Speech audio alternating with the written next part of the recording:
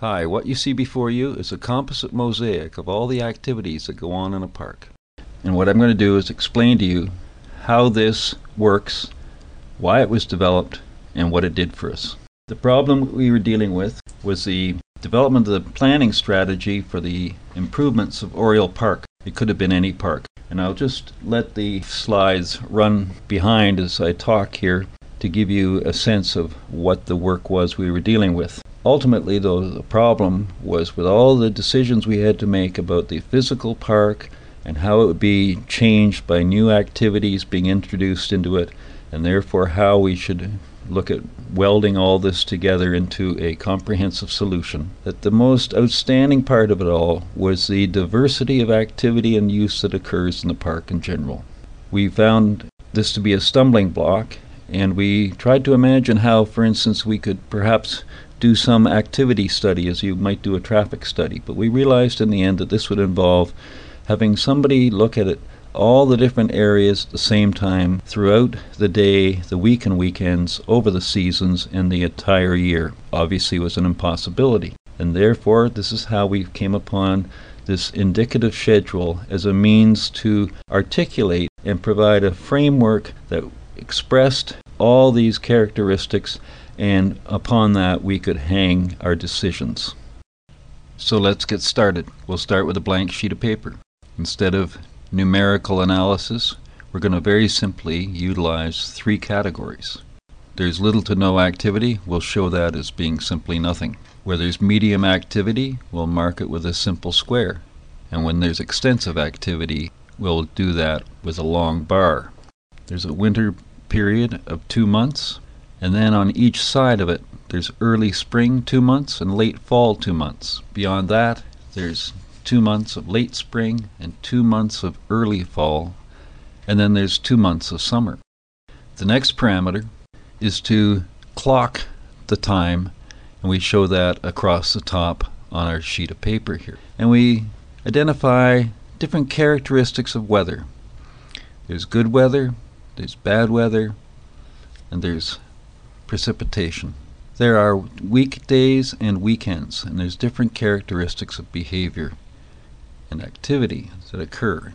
Then we show on the right from babes in arms through toddlers with parents, then youths with parents, youths, teenagers, young adults, middle-aged, and seniors. And again, there are activities which are not dependent upon age. And these include such things as the dog walkers, the foot traffic that goes through the park in general, the active recreation of joggers, walkers, and bicyclists. Then there are group organized sports, and then there are the problematics that occur in a park. All of these make up a total of 6 dimensions within which we can categorize the degree of activity that is occurring following that simple assessment of little to no activity, medium activity, and extensive activity. Let's take a look at charting these users now. Our first category of user are babes in arms. They're in the park weekday and weekend because they're not in school, but they tend not to be there in the winter, in the coldest weather, or when it's inclement. Our next group is toddlers with parents, at which point they're now mobile on their own, and they do require more outdoor time. Again, they're not in school, so we see them weekday and weekend. Next, we have youths with parents. They're much more mobile, and again we see a longer duration. But now at this point we find that they're in school, and again they're being with parents limits it to primarily being weekend activity. Our next group are youths who are self-propelled more or less. Their duration of time extends further during the day, and we see them in the park throughout longer or more extensive periods of time. Teenagers are totally independent of parents, but they are in school. We find here again that their duration of time extends into the evenings. We see them less in the mornings. Their activity level is greater, and they start to get organized into sports, etc. Young adults are essentially without children, but they are working, and they are a very active group, and we find that they appear throughout the day and the evening, but primarily on weekends. Middle-aged, again, are working, and they have many obligations as well. Often they are actually with children, and this starts to see their time gets clustered around that. Seniors are generally less mobile, and therefore they are less apparent in the park in inclement weather. Now I've taken here all these different users and put the mosaic together, and what it describes is generally an intensity of use, and we see here that the summertime is the busiest, and the shoulder seasons of late spring and early fall with good weather, particularly on weekends, accounts for considerable activity. Now if we move from user type to activity type, we start to see different patterns occur. Be no surprise that with dog walkers that there is a regimentation here, that dogs demand that they be taken out at all times.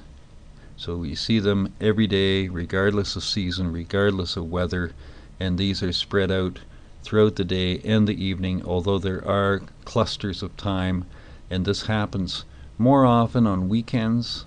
Similarly, there's a pattern of foot traffic to the park. In this instance, the park is a route from the apartment buildings to the transit, so we can see here that in the general traversing of the park, for whatever reason, there is that intensity in terms of the morning and the afternoon commute to work. Active use, we're looking at joggers and the walkers and the bicyclists. These tend to be throughout the year, more significantly on weekends than on weekdays, and we can see that they take advantage of the longer hours of sunlight in the late spring, early fall shoulder, and as well the summer season. Organized sports, since there is no hockey arena facility in the park, is basically related to summer sports, and these by their nature organize themselves substantially around the summer and the shoulder months, and these take into consideration more time on the weekends than the weekdays. Lastly, we have the problematics, and these generally are the experiences of late night carousing in the park, and during the day we see there are conflicts that dogs get into with other activities in the park. So we see this primarily on weekends in the summer, throughout the day and in the evenings, and again we see this in the late spring, early fall shoulder seasons when the weather is good and we have a high degree of population in the park. If we take all these activities and put them together into a mosaic, an aggregation, we see again, as before, that the highest concentration is in the summertime, and particularly on weekends, and in the late spring, early fall shoulder season, it is in the good weather. And then as we progress into the colder extremes, we see again that this narrows down to more in daylight and in good season weather. Now if we take that earlier mosaic of the users and we combine that with the activities, we end up with this total tapestry. And again it shows this incredible aggregation of activity in the summertime and in the spring, fall, shoulder seasons, in particular on weekends during the daytime. And we can see again a bit of this pattern trickling off as we get into the late fall, early spring, and the winter itself. Now this last slide just puts all the colors together to indicate more clearly the different types of weather. Having built this indicative schedule based primarily on simple observations and presumptions,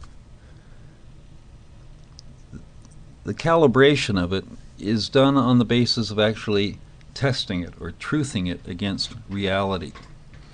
And we find that you can go out at any time with this schedule and inspect the park and see that it reflects correctly or not what's going on in the park. And it's quite surprising how accurate it is. I think one of the most remarkable ones was shortly after completing this, and I have the fortune of living on the park, so I'm quite familiar with it. On a beautiful, sunny, Late spring, Sunday afternoon, all hell broke loose in the park. A problematic moment had occurred. What it was, parents with babes in arms and toddlers had decided that they would picnic in the park. Beautiful weather, and their dog got in on the food. I look at that as being a perfect truthing that this worked.